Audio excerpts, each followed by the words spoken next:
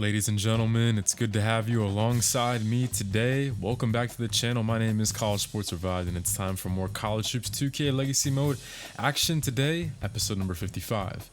Before we get started today, just wanted to give you guys a quick heads up. I'll be starting a new mini-series soon, and I have the outline of the series ready, but when it comes to the details, I want some input from you guys to make sure I'm bringing what you guys want. It'll be another college basketball series, so don't worry about that. It'll be our bread and butter here, but the biggest thing I want to hear from you as the viewer is what game you guys want the series to be played on, and some other details. It'll make more sense whenever I drop the video, so keep an eye out for that. Now, back to business.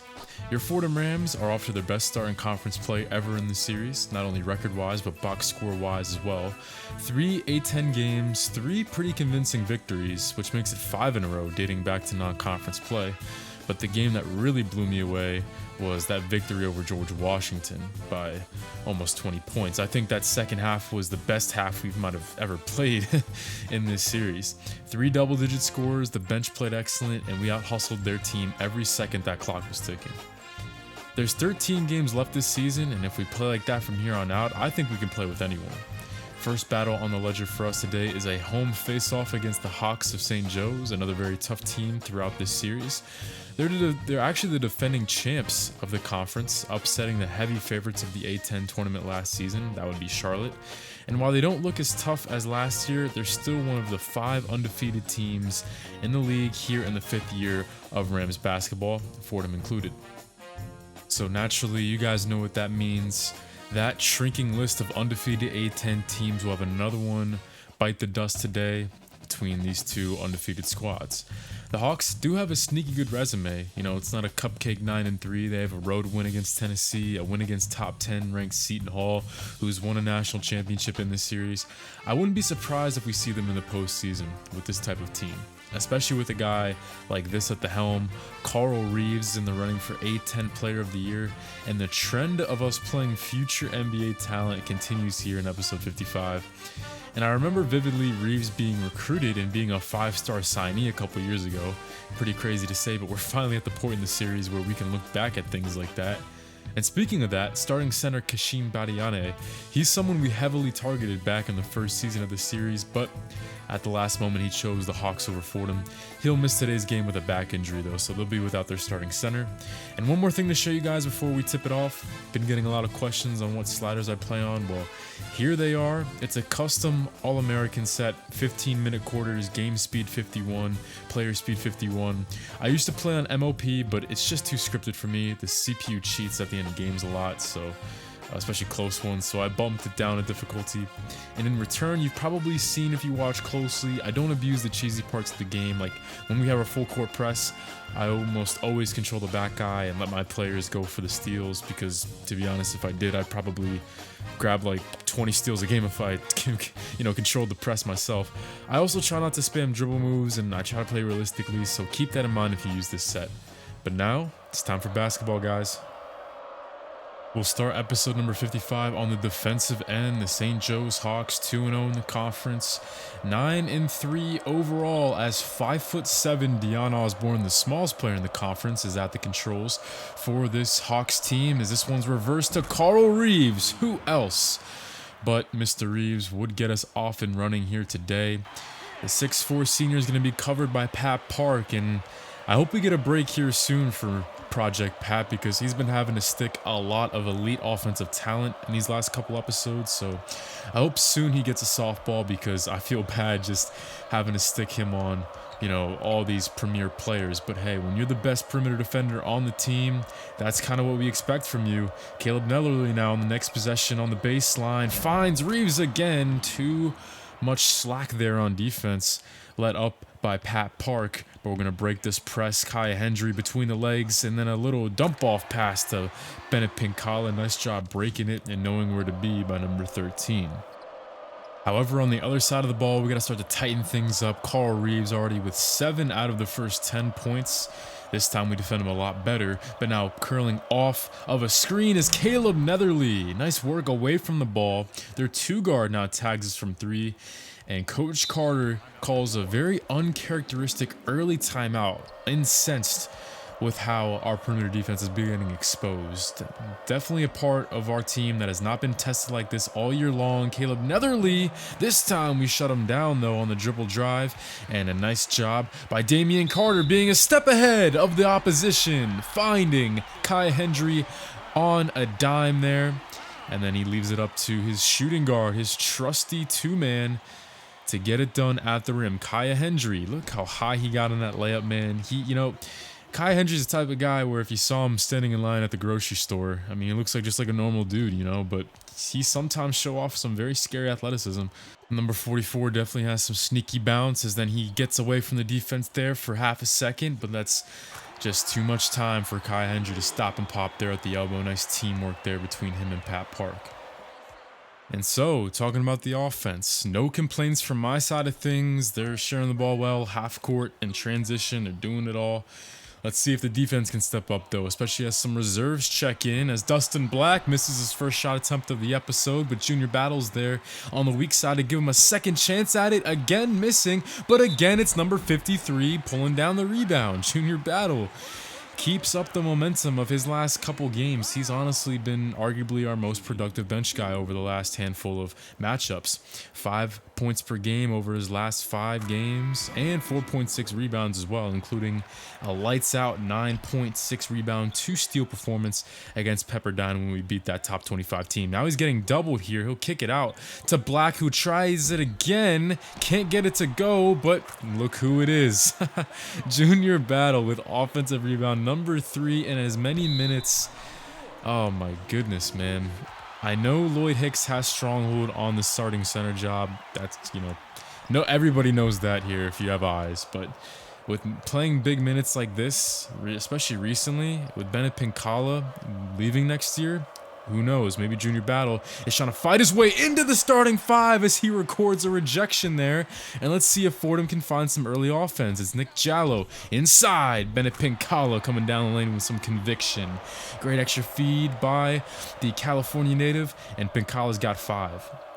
I've had no problems with Bennett Pinkala on his senior year. He's having the best year of his career. It's very quietly, solid games, as Junior Battle collects rebound number 6 already off the bench for him.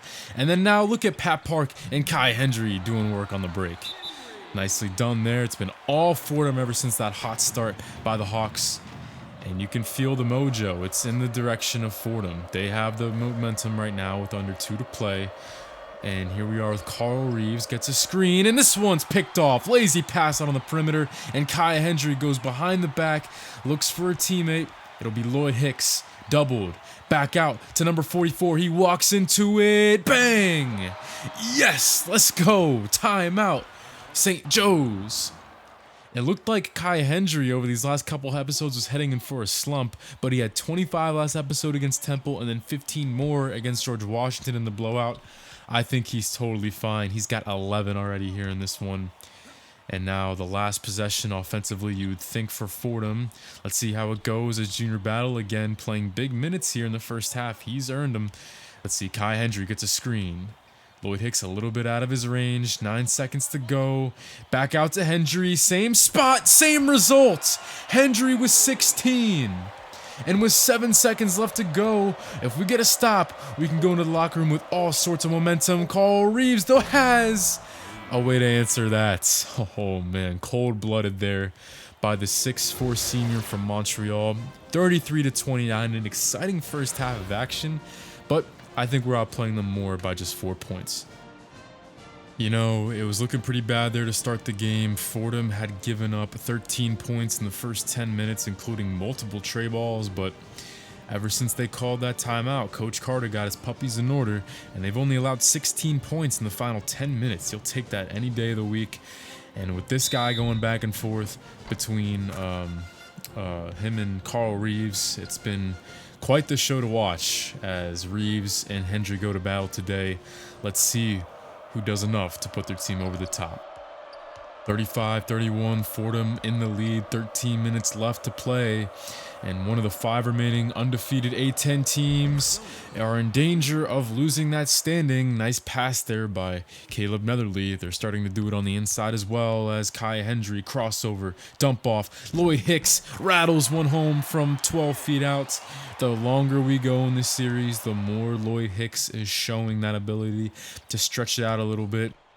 And that's going to become so key for not only him, but for this offense as well. As you see here, they have to respect him with the double team even farther out than usual, since he's been making his mid-ranges. And that leaves Pat Park to finally get the goose egg off the board. He's been lights out recently, so it's quite odd to see him have a tough game. But yeah, Pat Park, that's his first basket against St. Joe's. He's been lights out recently, averaging 15.3 points per game over his last 5 games. But it's been the other guys that have been helping out pick up the slack, including Junior Battle, who makes a mid-range from the free throw line. Speaking of lights out, Junior Battle had 8 points and 7 rebounds off the bench at the half, and his career nights continues in a big way. Another one goes down for him, and it's another assist by Damian Carter, who expectedly has been passing the ball really well tonight. Another thing we've been doing really well on tonight is getting to the line. We shot 13 free throws in the first half, and here we are back at the charity stripe with Bennett Pincala, who unfortunately misses 2 of 2. Well, it's practically 2 for 2 whenever Junior Battle collects his 5th offensive board of the day and puts it in for points 13 and 14. They can't stop this kid. He's been the X factor. And while we're up 14 on an undefeated A10 squad, Caleb Netherly to Jonas Batista, blocked by Bennett Pincala off the glass. No siree. Nothing going right for the Hawks here in the second half. Very reminiscent on the George Washington game, where right when we found our momentum, Fordham did not leave anything out there. They left it all out on the floor today, just like against the Revolutionaries. And the dejected St. Joseph's bench tells all you need to know. I think 2 main things were the reason why we're blowing them out here in the second half. 1, our relentlessness on offense. And 2, we've limited the damage to just Carl Reeves. Nobody else has really brought their game today on the Hawks other than the all-conference player. But Junior Battle certainly has. Another and 1 play for the Rams. And Junior Battle, the man of the hour, can make it 18 points to go along with his 12 rebounds off the bench today. And of course, in poetic fashion, he sinks the free throw. And these chants from these fans show their appreciation of big number 53.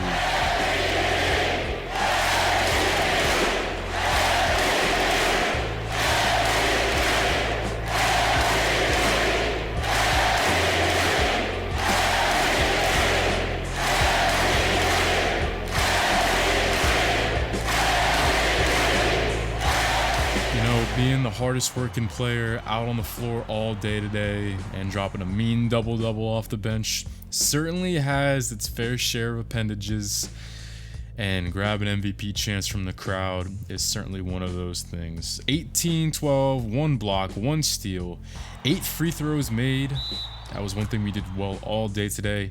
And I'm going to tell you guys a secret. 1 missed tray ball for Junior Battle. I might have tried to drain a corner tray with him to like really send the crowd, but I bricked it really badly. But we'll just pretend that's not that's not there. Anyway, had a great day today, guys. 34-21 in the second half, man. Complete domination. This game script was just like George Washington in all the right ways possible. Junior Battle, Richmond's finest. It's amazing to see one of the kids that went to Richmond and played for Coach Carter there and followed him into the college basketball ranks. It's amazing that he's the one to have a night like this. And like I said before, I know we're going after some pretty coveted recruits, but with no more Bennett Pincala next year, the power forward spot is wide open. So who knows, man? Junior Battle clearly wants a piece of that pie. So let's see if he's going to really earn it and show Coach Carter why he should be a starter next year. And as we fast forward to the next day, the players get out of class and head to practice. And it's normally a soft practice the day after a game, so right now they're just going through walkthroughs. But Coach Carter, not too long after, walks into practice with a little extra pep in his step, as you can tell. And he pulls the guys off the floor and hands them a newspaper. And Junior Battle is rightly the first guy to read, where the top article begins with a salute to Junior Battle's monster game and begs the question, is he the next big thing in the Bronx?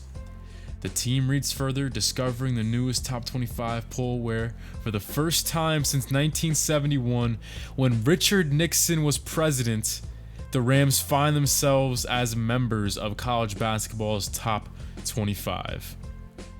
Man, it feels like just yesterday we were limping our way through a 6-win nightmare of a season 1. And now these guys are celebrating a feat that a Fordham Rams team hasn't achieved in over 50 years. The magic of Coach Carter continues. There's not much else to say about this one. But our man Coach Carter still keeps it all in perspective. He tells the kids to look at the team on top of them in the top 25. St. Louis at number 20. That's our next opponent. That's our next game. And for the first time ever in Coach Carter's career, not only do we come into the game ranked as a top 25 team, but we'll also for the first time take part in a top 25 battle as well. I'll probably be titling this video the biggest game or the most hyped game in the history of the series, because in terms of the regular season, I really do think this is the biggest game Coach Carter's ever been on the sidelines for. So let's break this thing down. St. Louis comes into this season with a chip on their shoulder. Ever since we started this series, they've been a top 25 mainstay, and every season they're close to finally getting over the hump and winning the conference. They had the best regular season record in year 4, but yet again fell short in the playoffs, and they were preseason favorites to win the conference again, so we'll see if this is the year they get it done. And with the league's leading scorer in Deontay Culver, and in my opinion the league's best sidekick in Josh Puente, there's no reason to not finally win that championship. The Billikens have plenty of shooting, rebounding, playmaking, unselfishness, and interior defense. Their only real weakness is their lack of size inside. Their backcourt is huge though, with Culver and Puente both standing at least 6'7", but starting bigs Kevin Uwegu and Amadi Muhammad are both only 6'5", but they play a lot bigger than you think. We'll see how they manage the manimal Lloyd Hicks. And you know what? Even though we're on the road, it feels like the energy surrounding this game isn't just from our scope, as the Scottrade Center has the highest listed capacity in the Atlantic 10 for any arena, and this place is jumping today. And in other huge news, the Dayton Flyers just lost yesterday to St. Joe's, leaving 3 undefeated A10 teams, UMass, St. Louis, and Fordham. Who will bite the dust today? Let's find out. Man, I'm excited to do this game. It'll be Lloyd Hicks versus Ken Uwegu at the timeline, and big number 32 gives us the basketball for the first time today, and we go right into Lloyd Hicks with the size disparity. I want to see how they react. Bring a double, and it's Pat Park for 3, ripping it all net. He needs a great start after that pretty poor outing against the St. Joe's Hawks. Coach Carter's bunch delivers the first punch, but let's see what St. Louis has on their first offensive possession. It'll be Jess Delfico here at the top of the key, who blows right past Kaya Hendry and drops in a layup. I'm sure he didn't see that one coming, as Delfico has pretty much been strictly a spot-up shooter this year and stunningly efficient at that as well. He's 12 for 16 from behind the line. A lot of shooters on this team as we double Josh Puente down low and almost get the stop, but Ken Uwegu is on the glass multiple times, can't get the layup to go, but then Muhammad is there as well. And now Deontay Culver on the weak side. You know, I told you guys about this team's grit, especially with their lack of size. You wouldn't expect it, but I just had to throw in this clip just to show you how scary this team is on the glass. And it's not just the 2 undersized guys either. The whole team can rebound 1 through 5. They all crash at a high level. And how about this? Another high trap from the Billikens, trying to make Lloyd Hicks give up the ball. It's Kai Hendry who gets inside the lane, and he keeps moving without the ball, and the ball reversal goes to Kai Hendry. 1, 2, 3 to tie the game back up at 6 apiece. Kai Hendry coming off his best game in a while as he completely smoked St. Joe's. We need him to shoot like that in this one as well. Lloyd Hicks, no good. Pat Park, weak side. Yes, he pulls it back down. Good hustle there by Project Pat. And then we get a screen and roll going. Got to get creative if we're going to have to score inside with Lloyd Hicks, and that's what we do right there. It's going to be hard going up one-on-one, because even when Ken Uwegu comes out of the game, St. Louis, their backup 5 is 7-foot senior Jay Feeney from Cedar Falls, Iowa. Another solid defender, number 14. So they have a lot of different ways they can try to tackle the manimal inside.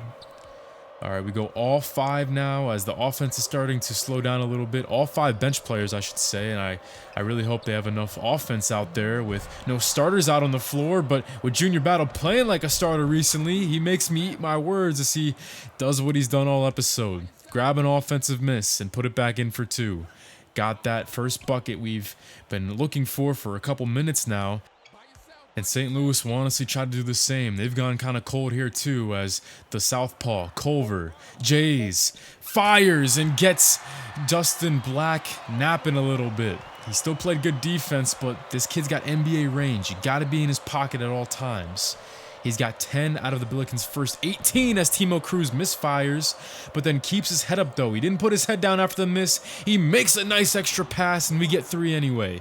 Great job, Timo, keeping his head on a swivel, and Dustin Black makes a 3-pointer. He actually has made a 3 in 6 out of our last 7 games, Dustin Black has. So that's just an interesting trend I wanted to highlight there as he continues the streak. And then Junior Battle with active hands gets the deflection. And Dustin Black, he must have heard me say that because then he runs weak side up the right flank and knocks down tray ball number 2.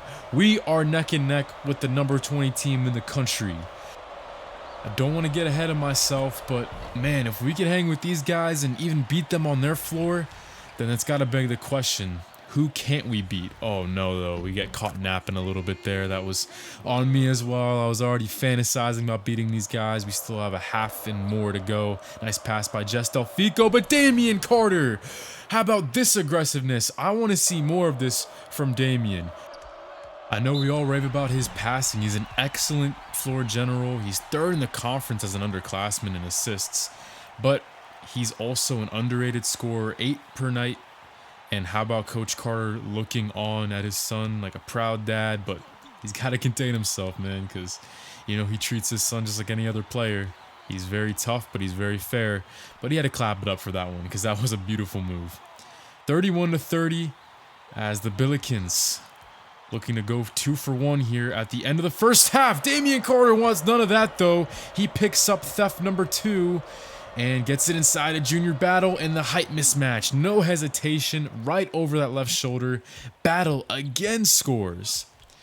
And with 14 seconds left to go, if we get one more stop, then the Fordham Rams can say they have the lead on the 20th ranked team in the country at the half. We get that stop, and Nick Jallo clears it to Damian. Crossover all the way. It sinks through. Carter, Damian Carter, remember the name, taking over this game in the final minute and a half. It was all the coach's kid, scoring all 5 of his points and throwing 2 assists here in the final 90 seconds to give us a 3-point lead heading into the intermission. This has been an absolute dogfight, though. The team stats look extremely similar, and I've lost count of the lead changes. Deontay Culver leads them with 10, but Kaya Hendry with his second big first half in a row. He's coming to play just like he did in St. Joe's, but there's something to keep in mind, though. Even with the 3-point lead, we won't be able to start the half with Hendry and Pat Park. We both have 2 personal fouls. St. Louis is perfect from the free throw line tonight. It's helping them stay with us here at the intermission. But as you can see at the bottom right corner, Dustin Black and Nick Jallo will begin out on the floor. And I mean, hey, with the bench and how they've been playing these last couple games, including the first half of this game, it's, you know, hard to be upset even if we don't have our best offensive weapons out there. Junior Battle, high post, Jallo, ball reversal. Dustin Black, he's been hot from 3, and that continues. Only for a second did we relinquish the lead, but Dustin Black hits his 3rd 3 in 4 tries and helps Fordham get back out on top. And after a stop, we try to go back inside to Lloyd Hicks, who's been very quiet so far. And that time they force the steal. Uwegwu kicks it out to Culver for a baker's dozen. I think he's the best player in the conference. He's got a little bit of everything to his game, and there's no reason why he shouldn't be playing at the next level next season.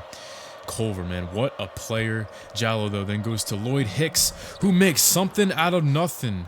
These 6'5" undersized bigs have been giving Lloyd Hicks all he can handle. He's not had a good day, but that jumper helps him out once again. That's going to be a good weapon whenever we play zones or we play defenders that just haven't been giving Lloyd Hicks any daylight, such as Kenyuegwu. This time, though, they get the better of him. A double team, and normally Lloyd Hicks, such a good decision maker whenever he faces two guys in the post, but this time he panics, gives it away when he had Nick Jallo open on the right corner. Just not his day, Lloyd Hicks, and then he can't chase down Deontay Culver, who has a game-high 15. Billikens starting to take momentum back a little bit, but the good news is we have a fresh Pat Park and a fresh Kai Hendry who are on the sidelines to begin this half, but Pat Park can't break the cold spell from the free throw line either. He's been one of our best charity stripe performers all season long. Oh, almost got the steal there by Uegwu being careless. But this time, though, we get the block, and Pat Park is there again. This time he closes it down, maybe taking out some frustration on the defensive end, and Kaya Hendry with a tough teardrop on the other end. He's got 9. That's his first basket of the second half. Got to get him going once again. He's been so key to our success in this episode, not only in this game, but in the St. Joe's blowout as well. 6:45 to play. Number 21 versus number 20 in the nation, Josh Puente. Yes, sir, he gets the layup to fall. Sometimes good offense just beats good defense, and, you know, Puente, he's Deontay Culver's right-hand man. I think he's almost as good, and he's got 10 now. Chucking the long ball a little bit, though. Let's settle this down a little bit. We got plenty of time. The game clock is not a factor. What a pass from Dustin Black, who finds Pat Park. Puente, who's such a good defender, being lazy away from the ball, and Park had the inside positioning on the block. Really good heads-up play there by Dustin Black, but then he relinquishes a very similar play on the other end. Once again, it is Delfico who's having a nice game, too. He's the third Billiken now in double figures. 54-48, under 6 to play now. All starters check in. Lloyd Hicks, no, he can't get that one to go either. The shooting percentage continues to dip, not only for Hicks, but for the team as well, after shooting a very solid 48% against one of the best teams, not only in the conference, but in the country. They just don't have it here in the second half, and the lead continues to swell. What a finish by Deontay Culver. What else can I say about this kid? The hang time, the body control. You guys have seen this episode. Our rim protection has been there in spades. But this time he maneuvers around Pat Park and Bennett Pinkala, who have both had big rejections in this episode. This kid is a gamer. 4:40 to go. Puente high post. This one is taken away. You already know Pat Park's going to be playing defense till the very end. Damian, though, sent back by Henry Conran, who is one of the best bench guards in the conference. See, this is the thing with St. Louis. They're always so deep at guard. You get these really tight recruits that just can't see the floor because they're so deep in the backcourt, and Henry Conran's one of them. We get the stop there, though. 7-point deficit facing Fordham in the eyes. Trying to go down inside of Lloyd Hicks one-on-one, and the ball drops through. We catch a break there. We get the roll. Lloyd Hicks, 6 points on 10 shots. But yet again, it looks like another cold spell is meeting Fordham. It's Lloyd Hicks to junior battle in the corner. Double comes. Pat Park open midi, and it's long. Yes, it's another cold spell for Fordham as we get the ball back, but Lloyd Hicks settles for the jumper. That was one we needed. It's yet another offensive rut for the Rams. 2 minutes elapsed since Lloyd Hicks hit that last bucket, and we don't have yet another field goal to our name. Meanwhile, Puente basically escorts the smaller Damian Carter out of the way on his way to points 11 and 12, and it's now a 3-possession game for the Billikens. That Lloyd Hicks, steal and jumper, that was my fault. And sometimes in this game, it's hard to know when a guy's going to take a layup or if he's going to stop and pop. I wanted the layup with Lloyd Hicks, but for some reason, he didn't go all the way. This time, though, he's trying to get it back. Grabs another offensive rebound and gives us another chance to keep the game alive. 8-second difference between the 2 game clocks. We need to work quick, and Kaya Hendry, almost like a running back tuck there on the goal line. He draws a free throw, makes 1 of 2, and with a 6-point deficit, You have to pray for some misses. Probably not the guy we wanted to foul, though. Deontay Colbert been hot all night. The game's leading scorer, but he misses. He's surprisingly only 2 for 5 to the game on this point. But Kaya Hendry can't knock it down. Our last chance at retribution, and it falls short. And 60-54 will be the final. St. Louis slams the door shut with excellent second half defense. And Culver with 21 points to lead them to the win. Maybe he was the right guy to foul there. 2 for 7 on the free throws, but Hendry got the look we wanted, but just couldn't keep the game alive. That's going to happen. And honestly, it was tough goings for all the starters in the second half. In case that wasn't evident from the game highlights, only 20 points scored as a team in the second half. Haven't had adversity like that on the offensive end all season, really. And some of these starters, 4 for 12, 3 for 11, 3 for 11. Maybe I should have had more minutes to the bench guys. Dustin Black was on fire. Nick Jallo, awesome. Junior Battle, awesome. Maybe I should have went with the bench guys a little bit more. I think that was on me, the coaching blunder right there. I should have just went with the hot hands, and that's what I normally do. I normally stick with whoever's hot, no matter if it's the starting 5 or the 15th man on the bench. Normally I put out there who I think can give us the best chance to win at the end of a game, but I just didn't do that today because I thought eventually the starters were going to find that groove, but it just never happened. And to put some salt in the wound too, we simulate to next Monday when the next college basketball poll drops, and just as quickly as we enter the top 25, we fall out of it. Fordham with no number next to their name any longer. The 20th ranked Billikens knock off the 21st ranked Fordham Rams. And after a week in the top 25, breaking that 50-year rut, we fall back out and St. Joseph's takes our place. Man, as fast as this episode became magical, it got ugly. Oh well, though, we still, live to breathe another day. We're still vying for that top overall seed. We have big wins over some other teams that are also in our position, such as St. Joe's and George Washington. We'll be facing UMass, the last game of the year, Dayton pretty later on as well, too. And Charlotte, I think we play next episode. So we still have a lot of the cream of the crop left to see here in this season, and it's going to be a lot of fun. I know I've been going at kind of a slow pace over these last couple games. I'm going to try to speed that up, or rather episodes. I'm going to try to speed that up and do some more simulating. I just didn't sim anymore in this episode because I want to play Temple next time out and see if we can bounce back from getting dropped from the top 25 and have the the resiliency of this team tested. So hope you guys enjoyed the episode. This one was a lot of fun to make, man. First top 25 matchup of the series, and had a lot of fun making the video despite the loss. So keep an eye out, obviously, for more Fordham Rams basketball, and keep an eye out for that new series because I want your guys' input. So I know that I'm bringing what you guys want and what the majority wants. So help me out with that. I'll be dropping a video on that very soon, and I'm very excited to bring it to you guys. So this is College Sports Revived signing out, and stay tuned for more, guys. I'll see you guys later.